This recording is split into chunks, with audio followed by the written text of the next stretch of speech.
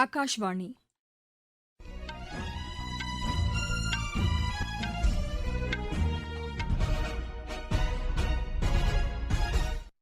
செய்திகள் வாசிப்பவர் லட்சுமி ராகவன். தலைப்புச் செய்திகள்: குடியரசுத் தலைவர் உரைக்கு நன்றி தெரிவிக்கும் தீர்மானத்தின் மீதான விவாதம் தற்போது மக்களவையில் நடைபெற்று வருகிறது. கஸ்தூர்பா காந்தி பெண்கள் வித்யாலயா பள்ளிகளில் இதுவரை 7 லட்சம் பெண் குழந்தைகள் சேர்ந்துள்ளதாக மத்திய கல்வி அமைச்சர் திரு தர்மேந்திர பிரதான் தெரிவித்துள்ளார்.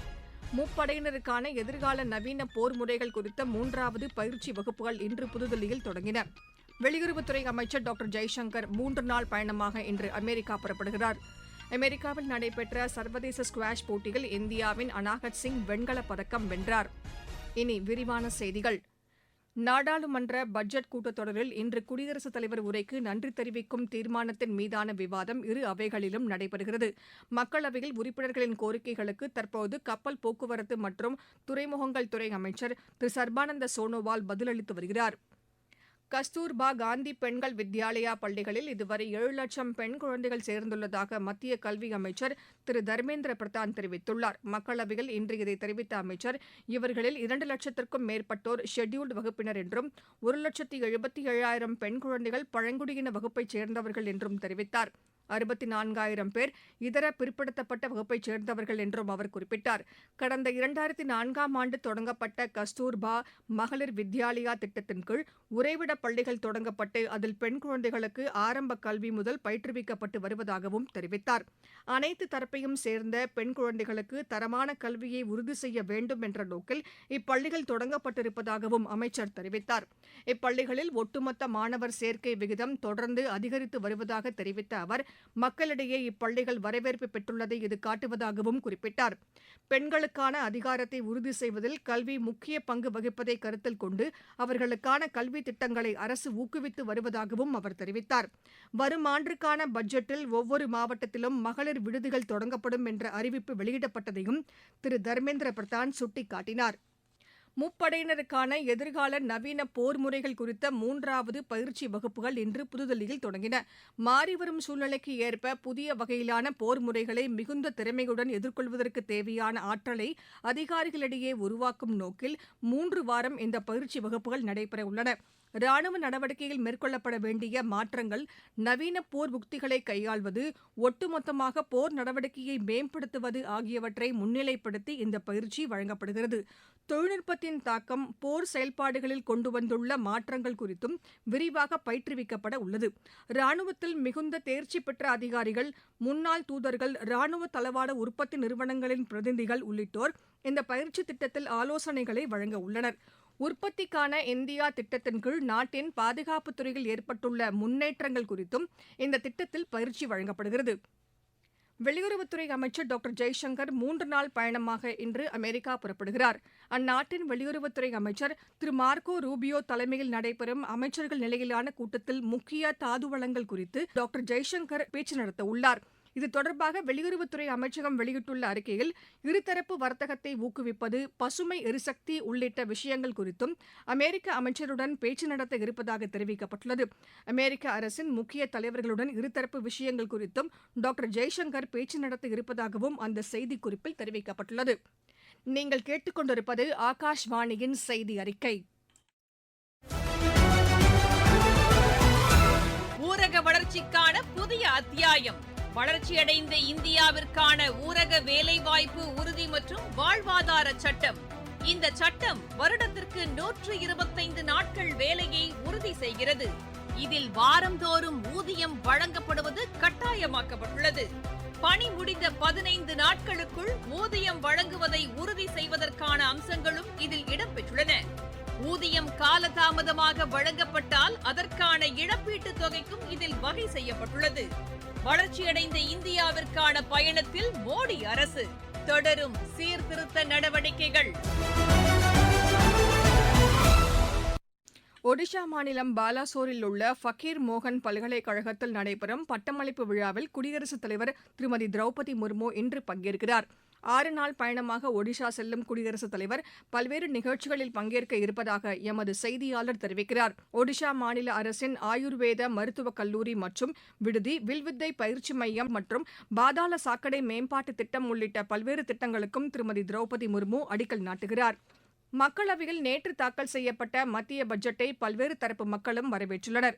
திருப்பத்தூர் மாவட்டத்தைச் சேர்ந்த பொதுமக்கள் இந்த பட்ஜெட் மக்களின் வாழ்வாதாரத்தை உயர்த்தவும் பொருளாதாரத்தை வலுப்படுத்தும் வகையிலும் அமைந்திருப்பதாக தெரிவித்தனர். எஸ். குழந்தைசாமி, தலைமை ஆசிரியராக பணியாற்றி வருகிறேன். பட்ஜெட்டில் மின்னணு சாதனங்களுக்காக ரூபாய் 40,000 கோடி ஒதுக்கப்பட்டுள்ளது. இந்த மின்னணு சாதனங்கள் உற்பத்தியில் மிக சிறந்ததாக இருக்கும் பொழுது உலக அளவில் நம்மளுடைய சாதனங்கள் ஏற்றுமதியை அதிகரித்து நாட்டினுடைய வருவாயையும் அதிகரிப்பதற்கு இது ஒரு காரணமாக அமையும். இந்த பட்ஜெட்டில் இந்த மின்னணு சாதனங்களுக்காக ஒதுக்கப்பட்ட 40,000 கோடி வரவேற்கத்தக்கதாக இருக்கிறது. பெயர் மைக்கேல், நான் திருப்பத்தூர் மாவட்டத்தைச் சேர்ந்தவன். பட்ஜெட்டில் பள்ளி மற்றும் கல்லூரிகளில் படிக்கின்ற மாணவர்களுடைய திறனை வளர்ப்பதற்காக 15,000 பள்ளிகளிலும் 500 கல்லூரிகளிலும் அதற்கான அமைப்புகள் உருவாக்கப்படும் என்பது வரவேற்கத்தக்கதாக இருக்கிறது. விவசாயிகளுடைய முந்திரி, காப்பி, தேங்காய் போன்றவற்றுக்கான விலையில் அரசு அவர்களுக்கு உதவி செய்யும் என்பது வரவேற்கத்தக்கதாக இருக்கின்றது. பெண் தொழில் முனைவோரை ஊக்குவிப்பதற்காக பட்ஜெட்டில் அறிவிக்கப்பட்டுள்ள ஷீ மார்ட் திட்டம் பெண்களின் முன்னேற்றத்திற்கான வாய்ப்பை வழங்கியுள்ளதாக சென்னை பெசன்ட் நகரைச் சேர்ந்த திருமதி ஐஸ்வர்யா தெரிவித்தார். என்னோட பேர் ஐஸ்வர்யா. நான் பெசனர்ல இருப்பேன். நம்மளோட மத்திய நிதியமைச்சர் நிர்மலா சீதாராமன் அவர்கள் ஒரு புதுசா ஒரு திட்டத்தை அறிமுகப்படுத்தியிருக்காங்க. ஷீமார்ட் அதோட பேரு. ஷீமார்ட் என்னன்னு பாத்தீங்கன்னா, பெண்களுக்கான முன்னேற்றத்திற்கான ஒரு ஷீமார்ட்ன்ற ஒரு திட்டத்தை அறிமுகப்படுத்தியிருக்காங்க.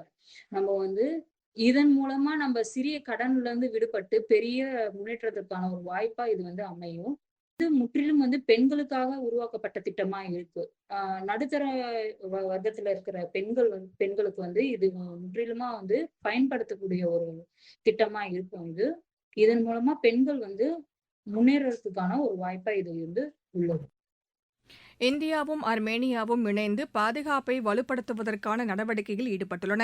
இதன் ஒரு பகுதியாக முப்படை தளபதி திரு அனில் சௌஹான் தலைமையிலான தூதுக்குழுவினர் 4 நாள் பயணமாக இன்று அர்மேனியா சென்றடைந்தனர். நீண்டகால பாதுகாப்பு மற்றும் பாதுகாப்பு ஒத்துழைப்பை வலுப்படுத்துவது குறித்தும் இருதரப்பிலும் பயன் தரத்தக்க பாதுகாப்பு விஷயங்கள் குறித்தும் அர்மேனிய அதிகாரிகளுடன் இந்திய ராணுவ குழுவினர் பேச்சு நடத்த உள்ளனர். அர்மேனியா வந்துள்ள இந்திய தூதர் நிலாக்ஷி சஹாட் சின்ஹா இந்திய உயர்மட்ட தூதுக்குழுவினரை வரவேற்றார். நாட்டின் பங்கு சந்தைகள் இன்று காலை முதல் தொடர்ந்து ஏறுமுகத்தில் காணப்படுகின்றன. இன்று நண்பகல் நிலவரப்படி மும்பை பங்குச்சந்தை சென்செக்ஸ் 275 புள்ளிகள் உயர்ந்து 80,998 உள்ளது. தேசிய பங்குச்சந்தை நிப்டி 43 புள்ளிகள் உயர்ந்து 24,668 உள்ளது. இஸ்ரேல் ஈரான் இடையே நிலவி வரும் பதற்றமான சூழ்நிலைகளுக்கு இடையில் இஸ்ரேலிய பாதுகாப்புத்துறை அமைச்சர் திரு கர்ட்ஸ் போர் தயார்நிலை குறித்து ஆய்வு செய்தார். அந்நாட்டின் ராணுவ தலைமை தளபதி திரு இயால் ஜமீர் அமெரிக்கா சென்று வந்த நிலையில் அவருடன் திரு கர்ட்ஸ் ஆலோசனை மேற்கொண்டு இருப்பது மிகுந்த முக்கியத்துவம் வாய்ந்ததாக கருதப்படுகிறது. ஈரானுக்கு எதிராக அமெரிக்கா ராணுவ நடவடிக்கையை தொடங்குவது குறித்தும் இதற்கான ஒத்துழைப்பை இஸ்ரேல் வழங்குவது குறித்தும் விவாதிக்கப்பட இருப்பதாக தெரிவிக்கப்பட்டுள்ளது. இதனிடையே ஈரான் ராணுவ தளபதி திரு அமீர் ஹத்தாமி டெஹ்ரானில் செய்தியாளர்களிடம் பேசுகையில் எந்தவொரு நிலைமையையும் சமாளிக்க ஈரான் முழு தயார் நிலையில் இருப்பதாக தெரிவித்தார். நிலைமையை தற்போது உன்னிப்பாக கவனித்து வருவதாகவும் நிலைமைக்கேற்ப அடுத்த கட்ட நடவடிக்கை எடுக்கப்படும் என்றும் கூறினார். இதனிடையே அமெரிக்க அதிபர் திரு டொனால்டு டிரம்ப் ஈரான் மீது தாக்குதல் தொடுக்க ஆப்ரஹாம் லிங்கன் விமானம் தாங்கி கப்பல் பயன்படுத்த இருப்பதாக தெரிவித்தார். அணு ஆயுத ஒப்பந்தத்தை ஈரான் கையெழுத்திடுவதை தொடர்ந்து தாமதப்படுத்தி வருவதாகவும் இதனால் மண்டல அளவில் பதற்றம் நீடிப்பதாகவும் திரு டொனால்டு டிரம்ப் கூறினார். அமெரிக்காவில் நடைபெற்ற சர்வதேச ஸ்குவாஷ் போட்டியில் இந்தியாவின் அனாகட் சிங் வெண்கலப் பதக்கம் வென்றார். வாஷிங்டனில் நடைபெற்ற மகளிர் ஒற்றையர் பிரிவு இறுதிப் போட்டியில் அவர் இங்கிலாந்தைச் சேர்ந்த ஜியார்ஜினா கென்னடியை 12-10, 11-15, 11-7 என்ற செட் கணக்கில் வீழ்த்தி இப்பதக்கத்தை கைப்பற்றினார். இதன் மூலம் உலக தரவரிசை பட்டியலில் 19வது இடத்தை அடைந்த ஆசியாவின் இளம் வீராங்கனை என்ற புதிய சாதனையை அவர் படைத்துள்ளார். மீண்டும் தலைப்புச் செய்திகள். குடியரசுத் தலைவர் உரைக்கு நன்றி தெரிவிக்கும் தீர்மானத்தின் மீதான விவாதம் தற்போது மக்களவையில் நடைபெற்று வருகிறது.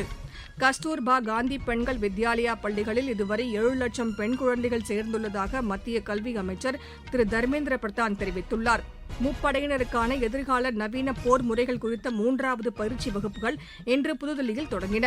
வெளியுறவுத்துறை அமைச்சர் டாக்டர் ஜெய்சங்கர் 3 நாள் பயணமாக இன்று அமெரிக்கா புறப்படுகிறார். அமெரிக்காவில் நடைபெற்ற சர்வதேச ஸ்குவாஷ் போட்டியில் இந்தியாவின் அனாகட் சிங் வெண்கலப் பதக்கம் வென்றார்.